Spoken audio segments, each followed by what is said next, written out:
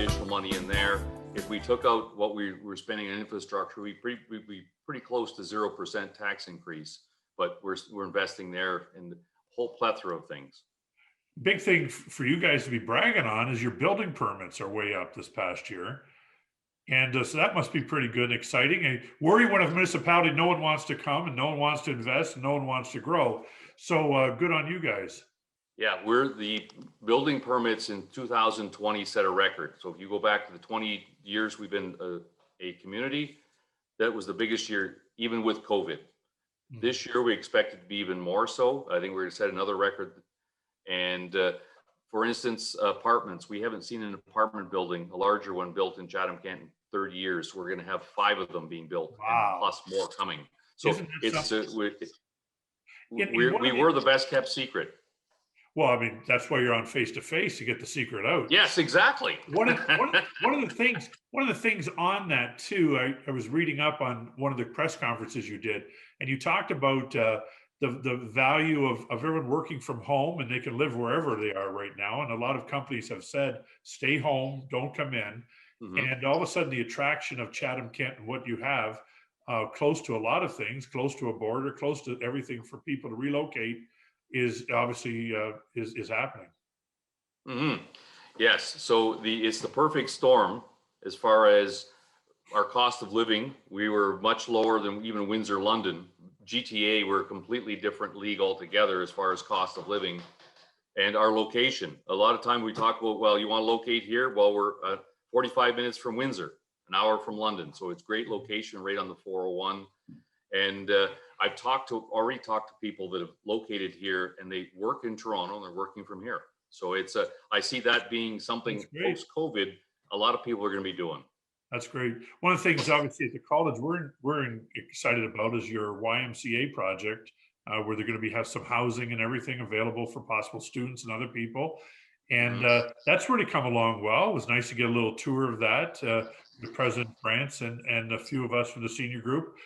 You must be happy with that finally get going right by the municipality hall.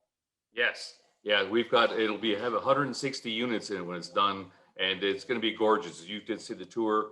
Looking forward to that, because that will allow St. Clair College to bring in more students, and that's what we want to see, more students here. Yeah, one of the things also I want to talk about is the gift. The gift. And with all the fundraising we do here in Windsor, Essex, kind of a unique thing. And we're all part of the miracle. So tell us about the gift.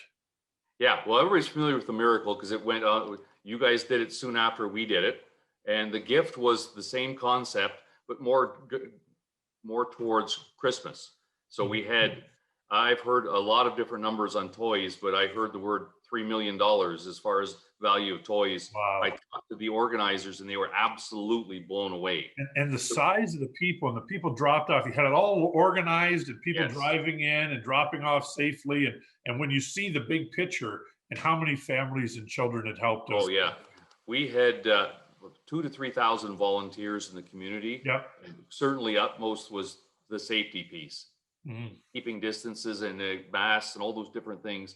But when I saw the warehouse afterwards, just filled with toys, I thought I was it was much bigger than a Toys R Us, for sure. Yeah.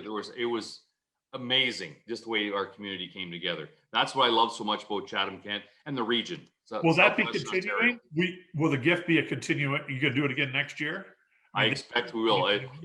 The beauty was it wasn't a municipally run event. It was all volunteers. Right. Certainly the municipality helped out where we could, providing arenas and various things to meet at, but it was all volunteer.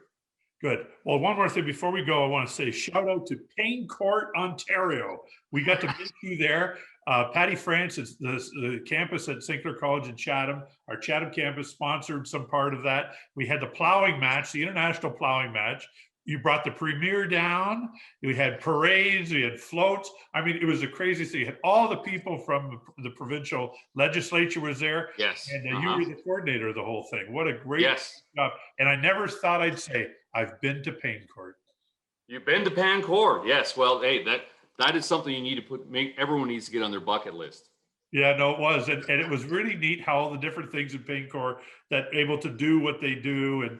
and all the things that, again, for some of us city people, we're not as familiar with what goes on in agriculture and that. And I thought the demonstrations and all the different products and sales too. They had sales.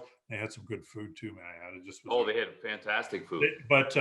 But that was pretty good, and I think it's a good experience. So if it ever comes back to this region, encourage everyone to be at the International Plowing Match. And it was pretty good, the plowing match between all the leaders. That was pretty good. That was really Yes, good. yeah. We had tens of thousands of people. We turned a farmer's field into tens of thousands of people coming through.